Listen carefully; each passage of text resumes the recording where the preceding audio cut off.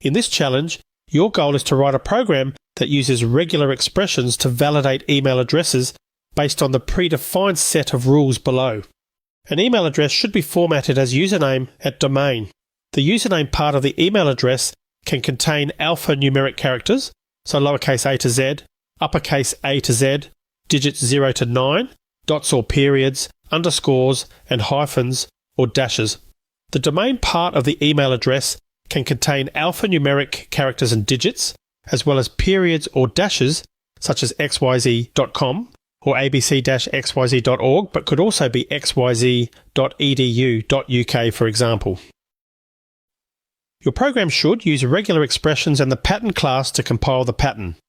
Use the matcher class to match the entered email address against the compiled pattern. For valid email addresses, display the username and the domain name using one of the group methods.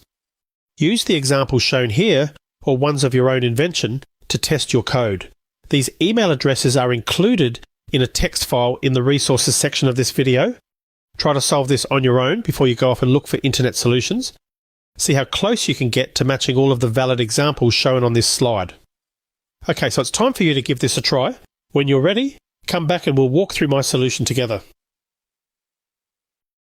Okay, so welcome back. I hope you had some fun working on this challenge. I really enjoy regular expressions myself and love to puzzle them out. I've created a new project called Regular Expression Challenge. I'm going to start with a text block, so a string named email text. Maybe you created a string array, and that's a great way to test these as well. I'll paste the email addresses from the slides in, both the valid and invalid ones. Again, these are available for download as a text file in the resources section of this video if you want to use them. The email addresses that are invalid have invalid in their domain name, or in one case, the username. I'll start working on the pattern, creating a variable of type pattern called partial pattern. I'm going to start with very few rules, so any character, at least one, the @ sign, then the same any character at least one. Notice this pattern isn't using any anchors, and that's because I'm using a text block. If you're using a string array, anchors might be a good approach. Here, I've captured two groups. The first is the username, and the second is the domain. First, I'll create my matcher, email matcher, using partial pattern.matcher, passing it the email text.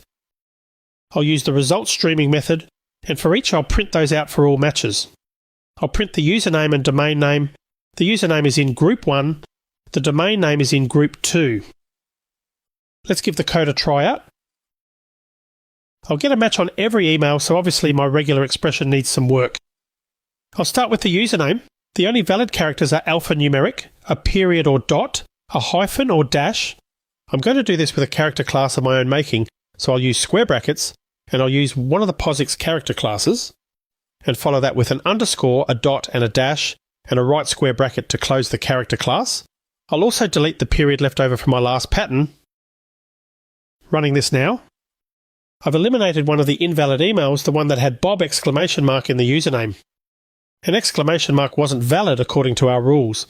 I could also replace this character class with a simpler one. If I use the word character class \w, I can replace both the POSIX alnum and the underscore. Running this, I get the same result as before. Okay, so now I want to consider the domain part of the expression.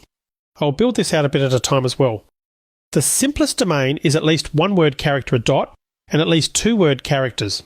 I'll replace the single dot and the plus sign quantifier, which represents at least one character of any kind, with a \w and a plus quantifier.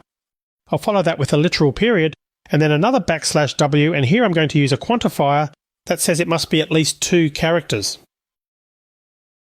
I won't specify a max, though you might find some that specify 3, 4 or 5, for example, to restrict these to domains such as .org, .net, .com, or the country codes that might follow those. This wasn't part of the rules, but it's fairly common, so I'll include it here.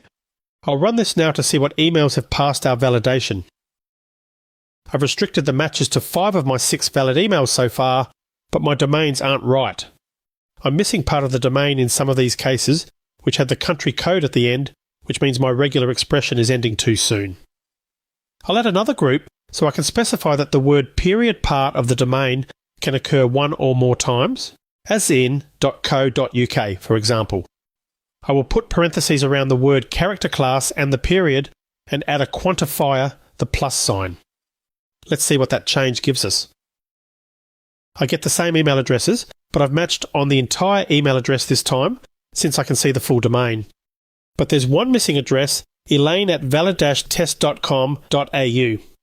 I haven't included a dash as a valid character in the domain part of the address. This will require adding two custom character classes that include a word character and a dash, in both instances where I have just a word character.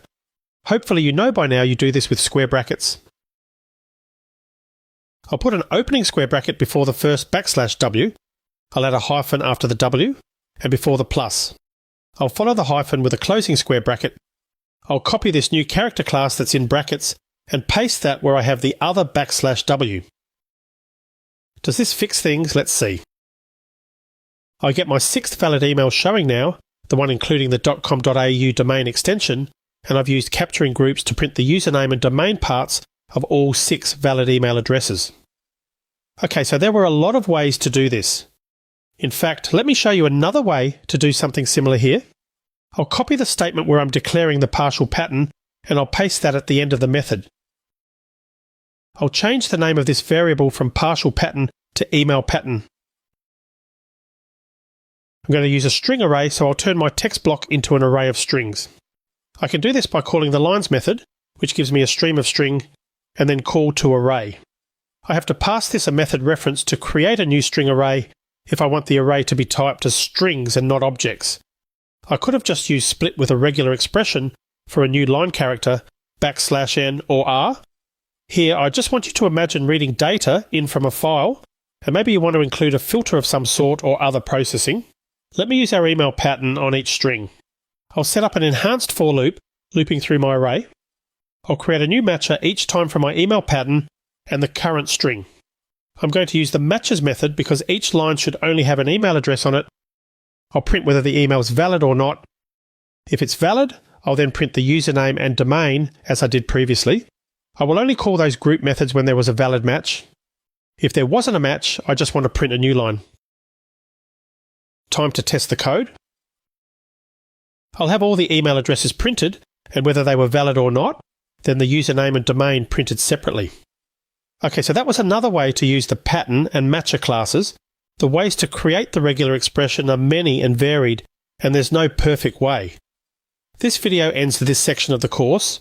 In the next section, I'll be covering input and output, or I/O, so reading and writing data to files. There's a lot to cover, so let's move on. I'll see you in the next section.